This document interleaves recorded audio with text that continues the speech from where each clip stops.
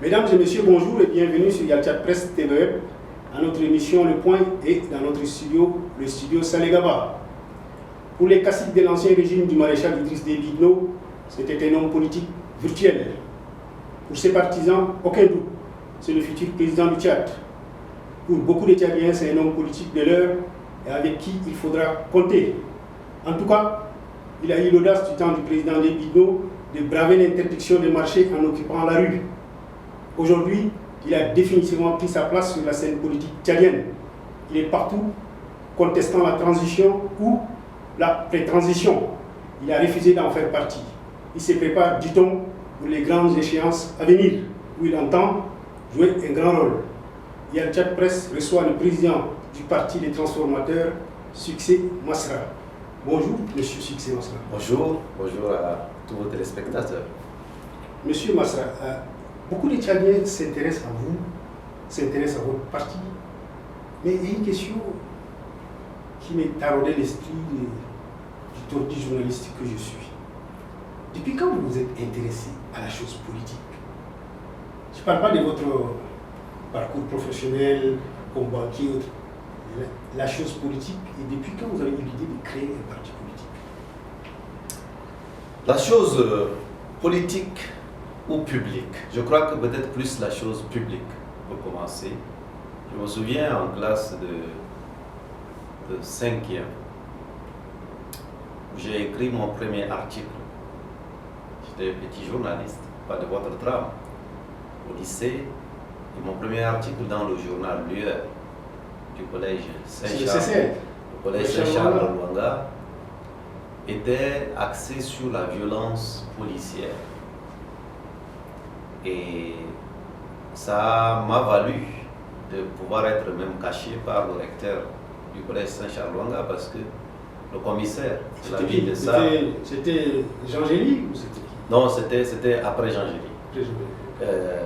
Le recteur a dû, c'était Fidèle Dolo de mémoire, a dû me faire cacher parce que le commissaire de la ville n'a pas apprécié le ton que j'ai utilisé pour rendre compte de cette réalité.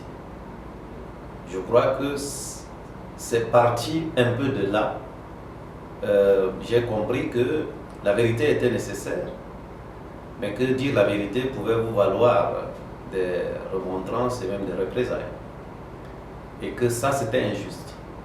Et je crois que la cristallisation de ma détestation de l'injustice a commencé à ce moment-là. Et je crois que ça s'est accéléré quand pour la première fois j'ai voté, en 2001, où les résultats étaient ce qu'ils étaient, alors que la réalité était probablement autre chose, puisque même les protagonistes ont reconnu après, le maréchal Déby, à son âme, avait reconnu après qu'il n'avait pas gagné cette élection. Je crois que dans la foulée, j'ai dû écrire un article. J'étais devenu entre-temps rédacteur en chef du journal Lueur du collège Saint-Charles-Luanga, et j'ai écrit un article pour contester cet état de choses, puisque j'ai vu des gens voter 2 fois, j'ai vu des ministres arriver, voter avant nous, revenir avec des gens, les faire voter. Tout ça, j'ai trouvé que ce n'était pas acceptable dans une démocratie et on s'était mobilisé parce qu'on espérait le changement. Et que lorsque j'ai écrit un article pour dire que je n'étais pas d'accord avec cela, le recteur, le directeur des études m'a appelé pour me dire, j'étais déjà en classe de terminale, pour me dire si jamais cet article ne pouvait pas être publié. Je lui ai rappelé que j'étais déjà majeur, qu'il n'aurait pas besoin de me cacher comme à l'époque et que j'étais capable d'assumer mes actes. Et qui nous ont appris d'ailleurs, à ce collège même, que vous connaîtrez la vérité et la vérité vous rendra libre. Il faut dire la vérité. Et pourquoi pas le journalisme alors? J'y arrive probablement. Et donc du coup j'ai dû dire que je tenais à ce que l'article soit publié. Si sur le fond et sur la forme il n'y avait pas de problème que ce soit publié. On m'a dit on ne peut pas publier. Je dis si ce n'est pas publié je vais démissionner. On a dit qu'on ne pouvait pas publier. Si je démissionnais, d'ailleurs ils n'allaient pas me présenter au baccalauréat. Donc c'était une sorte un peu de menace.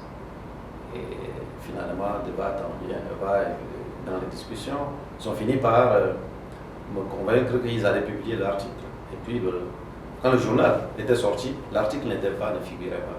Et j'ai écrit ma lettre de démission que j'étais venu déposer. Et on m'a dit, on ne va pas te présenter au baccalauréat. Je lui ai dit, c'est pas grave, je reviendrai l'année suivante. Donc j'ai assumé le parti. Vous avez été sanctionné? J'ai démissionné exactement. Et donc, Je crois que tous ces éléments ont cristallisé en moi l'envie de servir, et de servir des causes justes. Et l'injustice, je crois que j'ai encore d'autres épisodes qui remontent à plus lointain, où l'injustice est quelque chose qui est pour moi un ennemi. Petite anecdote pour illustrer mon propos. Lorsque j'étais tout petit, il y avait un oncle qui était un peu soulard. Il buvait de l'alcool. J'avais 6 ans et demi. Il m'a accusé de prendre son alcool, de arguer. Je lui avais dit non, je n'ai pas pris. C'est l'alcool traditionnel. L'alcool traditionnel, frelaté là. Et je lui ai dit que non, je n'avais pas pris l'alcool. Et il s'est mis à taper sur moi. Il était un peu sourd. Et puis ma mère s'était approchée. Ma mère savait que je n'avais pas, mais elle m'a fait des remontrances en me disant non, il faut jamais faire ça, etc. Et tout. Je lui ai dit maman, mais je n'y ai pas touché. Et puis elle a continué à parler. Et j'ai dit à elle et à mon oncle, puisque vous m'accusez de prendre cet alcool, je vous fais ici la promesse que jusqu'à la fin de ma vie, je ne prendrai pas d'alcool. Et jusqu'à aujourd'hui, j'ai 38 ans, je ne prends pas d'alcool. Mais j'étais remonté à bloc. J'ai fait même d'autres actes pour montrer à 6 ans et demi et c'est resté comme si c'était hier dans ma mémoire. Ma mère peut vous raconter cet épisode, donc qui illustre que mon rapport à l'injustice, dans n'importe quelle configuration, au niveau familial, au niveau professionnel ou au niveau de la société, est quelque chose de ferme. Et je crois que c'est tout ça qui a nourri un peu mon envie de m'investir dans la vie publique aujourd'hui pour servir mon pays dans la justice et l'égalité. Parfait, on y reviendra. La date du dialogue inclusif est fixée pour une bonne date. Vous croyez à cette date, M. Masra? Ce que M. Masra pense peut servir, mais dans une cause plus globale. Ce que moi-même, en tant qu'individu, pense, peut-être ce n'est pas très indispensable. Mais en tant que chef de parti? Oui. Et donc, du coup, ce que le peuple tchadien veut, c'est quoi? C'est vouloir un dialogue sincère. Le Tchad n'a pas manqué de dialogue. Le Tchad a manqué de sincérité dans les différents dialogues. 93, 2018, 2020, arrêtons-nous sur 93. Le dialogue était souverain. Il était peut-être sincère en amont, mais il n'a pas été sincère en aval. Qu'est-ce que ça veut dire ça? Concrètement, il y avait eu de belles résolutions. Il y avait eu de la représentativité. Il y avait eu des belles discussions. Mais il y avait des acteurs dont l'intention, c'était de détricoter tout cela et de ne jamais les appliquer. Donc la sincérité d'un dialogue. Lesquels? Est-ce que c'était tous les acteurs, monsieur Masra? Les principaux acteurs. Pour la suite, en l'occurrence le président Déby, qui quelques mois après a organisé les motions de censure pour détricoter et balayer le gouvernement qui a été mis sur pied. Parce que, voilà, et tout ce qui s'en est suivi. D'où la question de l'inamovibilité des dirigeants de la transition que nous faisons, que nous mettons sur la table comme un des éléments phares. Donc, la sincérité d'un dialogue ne se mesurera pas dans la salle du palais du 15 janvier. Ça doit se mesurer en amont, pendant et en aval. En amont, dans l'intention des acteurs et dans leur capacité à respecter les engagements qu'ils ont pris dans cette période pré-transitoire, parce que c'est une pré-transition en notre sens, nous l'avons dit dès le premier jour. Mais M. Masra, mais tout le monde a embarqué sur cette idée de transition. En embarquant sur cette idée fixée de transition, est-ce que ce n'est pas une erreur de vous tous les hommes politiques? Parce que c'est quand même une pré-transition, la transition c'est après le dialogue. Mais vous êtes donc en train de demander... Mais ça, on ne vous a pas entendu, tout en politique, tous confondus. Regardez, vous vous êtes trompé. Parce que quand j'ai lu votre éditorial ces derniers jours, je me suis dit, ah ben, il nous a rejoint. Nous avons toujours dit que c'est une pré-transition gérée de manière unilatérale par le président du Conseil militaire de transition qui a choisi tous les membres par décret venant de lui, y compris ceux du Conseil national de transition. La transition viendra lorsque le peuple tchadien, dans une juste représentativité, se réunira à un dialogue et à partir de là mettra sur pied une équipe qui aura la légitimité d'un consensus. C'est pour ça que vous avez rappelé dans votre présentation en amont. Nous avons, décliné les différentes offres qui nous ont été faites. Parce qu'il s'agissait plutôt d'une distribution des postes et des places avec l'onction d'un homme, le président du Conseil militaire de transition. nous ne pourrions pas être associés à quelque chose de pareil parce que mettre la charrue avant les bœufs, ou du moins à côté des bœufs. Ce qu'il faut faire, c'est d'abord la question des principes. Vous vous souvenez des premiers débats qui ont eu lieu? C'était la réalité injuste et les principes de justice. Donc, il a fallu d'abord... Est-ce que M. Masra est en train de dire que ceux qui ont participé avant dans ce gouvernement de transition sont dans l'erreur? Écoutez, chacun est devant l'histoire et devant le peuple tchadien. Ce dont je me rends compte aujourd'hui, c'est que ce peuple semble nous donner raison dans notre approche. Pendant 60 ans, depuis les indépendances, depuis la proclamation de la République à date, l'erreur fatale que nous avions commise, c'est de vouloir indexer la vie d'une nation sur un homme. Vous m'avez posé la question sur ce que je pense. J'ai préféré plutôt donner écho de ce que le peuple pense.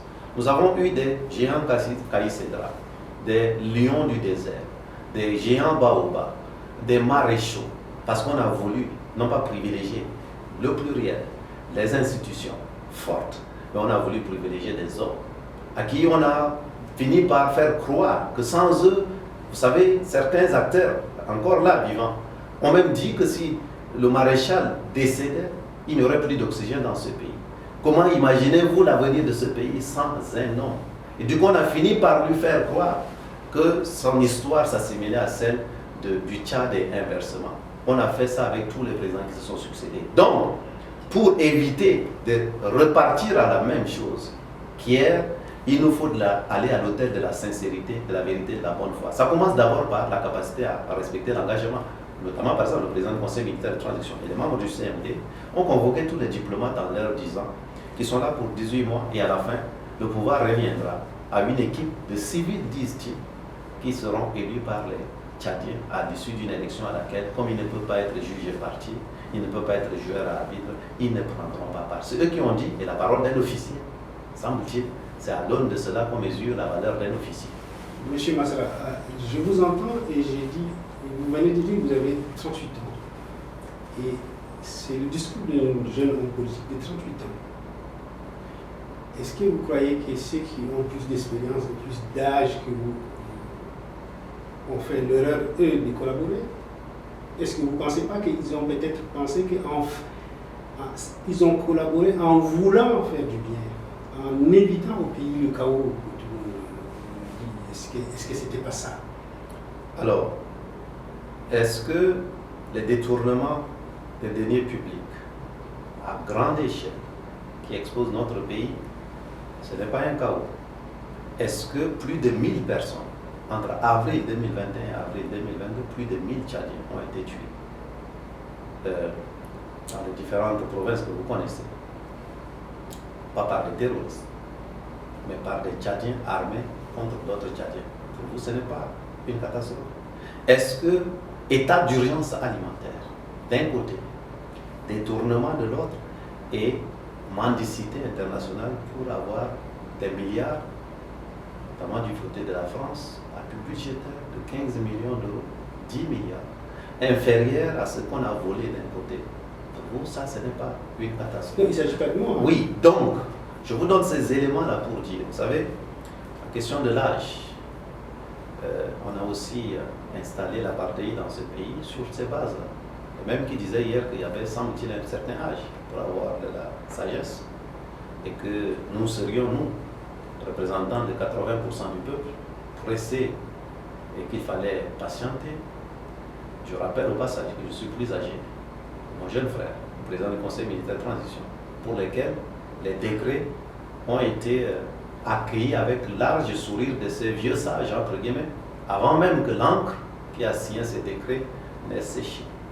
Donc vous voyez, on peut emballer, on peut emballer, je finis mon propos, on peut emballer, et pour certains d'ailleurs, c'est rebelote, c'est de la récidive. Donc oui, ils ont fait ça avec le père, ils font avec le fils. La même chose, en tentant un coup et un autre coup. Tout ça, les Tchadiens ne sont naïfs de rien du tout. Je parle des propositions. Et les propositions n'ont pas d'âge, vous le savez bien. Et que finalement, le nombre d'années dans une activité n'est pas de l'expérience dans cette activité. Le nombre d'années, vous pouvez dormir 30 ans dans une bibliothèque, vous n'en sortirez pas cultivé si vous ne l'avez pas lu. Donc tout ça, c'est des choses que je tiens à rappeler à mes compatriotes pour dire que nous, on ne se laisse pas embrouiller par ce genre de choses.